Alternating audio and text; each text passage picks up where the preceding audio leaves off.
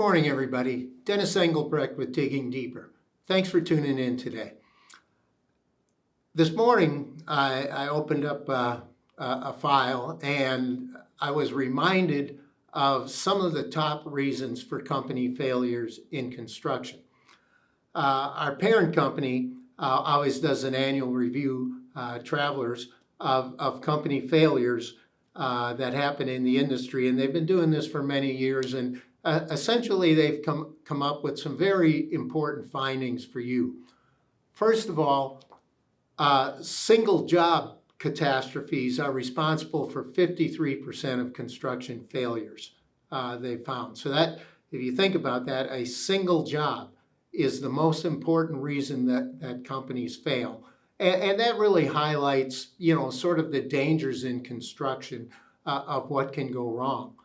The number two reason for failure was internal controls. They found 49% of failures had a lack of or internal controls that were not operating very well at the time, at least. But usually they didn't exist well in the company. And for the most part, those were job cost controls, having job cost meetings, having accurate information in to know when something is going awry and to be able to get in and fix it in a timely basis. And the third part was overextended resources.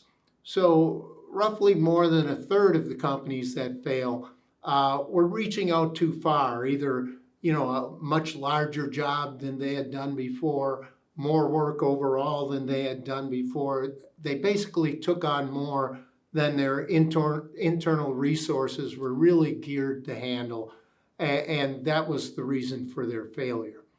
So putting all of these things together, as a company, really the lessons are several. The first lesson is don't ever be too desperate to take on any particular job. Usually the warning signs were there. When companies look back, at the really bad jobs they've had, the warning signs were there at the beginning. But for some reason, they chose to go forward anyway. And as we go into a soft period for construction coming out of the pandemic, you want to be careful again not to be too desperate to get the next job. If that desperation leads you to ignore the warning signs for a job that won't be right for your company or that is too dangerous for your company, that could be to your peril. So be very careful again with your go, no-go thinking, and whether it's keeping people busy or employed, or whether you feel like, boy, I just need this $500,000 in gross profit to keep us from going into the negative this year. There is no job so important that it's worth risking your company. Number two, those internal controls. We've gone through an unprecedented period of good times in construction now, about a 10-year run of growth, and most companies are achieving record profitability this past year and some even into this year. It's a time when one can easily get lazy or satisfied, a little bit better word than lazy maybe, but really saying the same thing. Get lazy with your process and procedure. And you don't want to do that. You want to stay keen to how jobs are performing all the way along the line. Make sure you have your monthly project reviews. Make sure where there's smoke, there's often fire, so you follow through where you see things that look a little bit awry, and get to the job site and see them for yourself to make sure things aren't going awry without you knowing it. And finally, those overextended resources. Here's one where a slow period in construction might actually help you.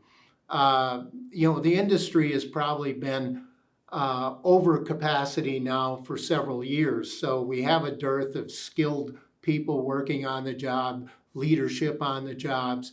And you probably feel that inside your own company where, having to put people on job sites where they might not be the right people for the job, things like that. So watch those overextended resources. This may be a time, where you think you have to reduce overhead or reduce body count, in your company, but really think you may have been overextended already, and this may be a good time to actually right size. And if you do have some soft times, maybe a good time to train and upgrade your people. But watch for those overextended resources also. And remember, one job can kill you at any time in construction. So play the long game. Don't make bad decisions. Stay in business. Dennis Engelbrecht for Digging Deeper.